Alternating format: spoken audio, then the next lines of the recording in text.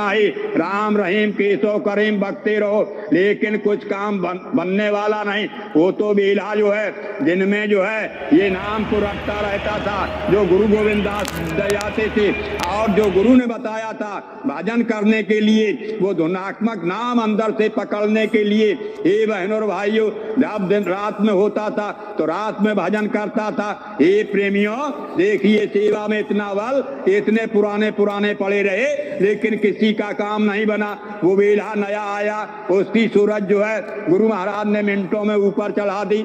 इसलिए जो है सेवा में हमेशा जो है सेवा करते रहोगे। सेवा से हमारी आपकी इस मानव शरीर की सफाई होती है, सेवा से गुरु खुश हो जाते हैं। गुरु महाराज भी कहा करते थे, ऐ बच्चा और बच्चियों, आप सेवा करते हो, आपकी सेवा मैं भजन में जोड़ दूंगा। देखो बहनों और भाइयों, कितना सरल तरीका मिल रहा, करना ही नहीं पड़ेगा आपकी सेवा। लेकिन परमार्थ सेवा, बहुत से लोग जो है स्वार्थ सेवा करते हैं, अरे अपने लिए खाने के लिए। गुरु महाराज जैसे कि बहनों और भाइयों, भल्ला साहब देखो, भल्ला साहब सेवा करते थे और गुरु की सेवा में इतनी सेवा करते थे कि गुरु की सेवा में जो गुरु का आदेश आ जाता था उसी पर बहनों भाइयों चल जाते थे। और गुरु महाराज का एक दिन जो है बहुत बड़े जिम्मेदार थे, लेकिन गुरु के आदेश पर जो गुरु ने मांगा 1000 रुपया, तुरंत 1000 रुपया दे दिया। अगर मांगा 10,000 रुपया तो 10,000 रुपया दे दिया। यही सेवा में जो है तन की सेवा, मन की सेवा, धन की सेवा में लगे रहते थे। एक दिन क्या हुआ बहनों और भाइयों कि केवल ही भल्ला साहब पर मकान ही मकान रह गया।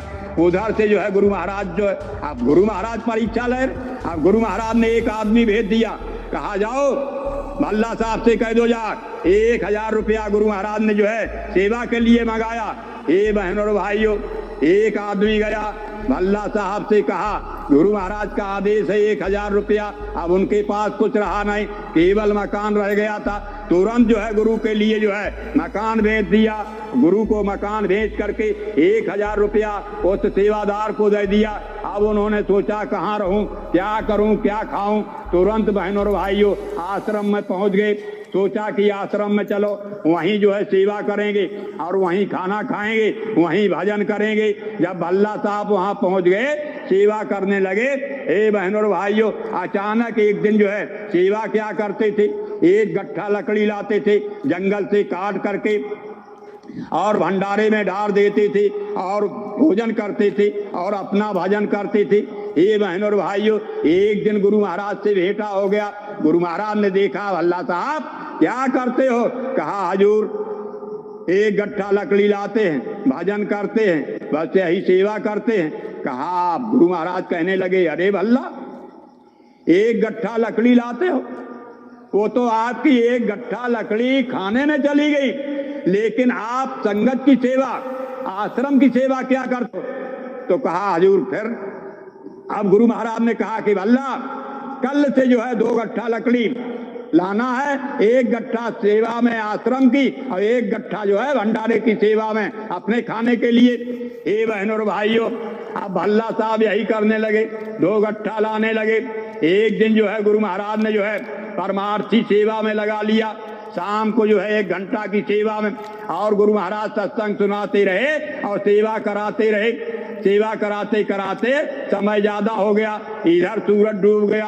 अब भल्ला साहब ने सोचा कि आज सेवा हुई नहीं, आज तो ये परमार्थ, लेकिन खाने पीने की सेवा तो अभी नहीं की। तो तुरंत बहनों और भाइयों अपना जो है कुछ उठाया, लेकर के तुरंत जंगल में भाग खड़े हुए। जंगल में जाके उन्होंने लकड़ी काटी, 2 गट्ठा लकड़ी बनाई। 2 गट्ठा लकड़ी बना करके और वहां से लेकर के चल पड़े। जब वहां से चले तो बहनों और भाइयों धीरे धीरे बारिश शुरू होने लगी। अब बारिश ऐसी शुरू होने लगी, एकदम जोरदारी में बारिश हो गई। भल्ला को जो है रास्ता मिलना मुश्किल पड़ गया। भल्ला को ये पता नहीं कि मैं कहाँ जा रहा हूँ, इतना पानी जो है भर गया। हे बहनों और भाइयों, रास्ता नहीं दिखाना। भल्ला एक जो है कुएं में चले गए, गट्ठा सहित कुएं में गिर गए। जब भल्ला कुएं में गिर गए, उस अंतर्यामी गुरु ने देखा कि भल्ला कहाँ, तुरंत